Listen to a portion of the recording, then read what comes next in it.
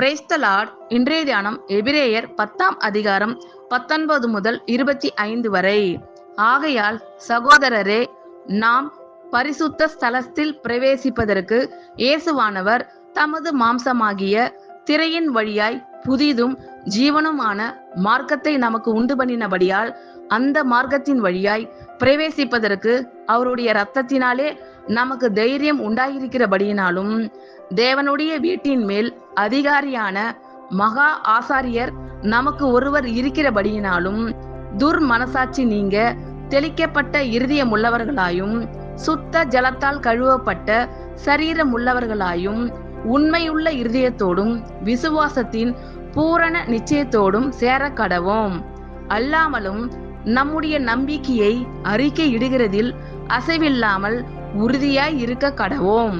வாக்குத்தத்தம் பண்ணினவர் உண்மை உள்ளவராய் இருக்கிறாரே. மேலும் அன்புக்கும் நற்கிரியைகளுக்கும் நாம் ஏவப்படும்படி ஒருவரை ஒருவர் கவனித்து சபை கூடி வருதலை சிலர் விட்டு விடுகிறது போல நாமும் விட்டு விடாமல் ஒருவருக்கொருவர் புத்தி சொல்ல கடவோம்.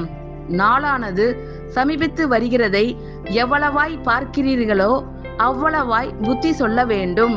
ஆமென். கர்த்தர் உங்கள் அனைவரையும் ஆசீர்வதிப்பாராக. God bless you all.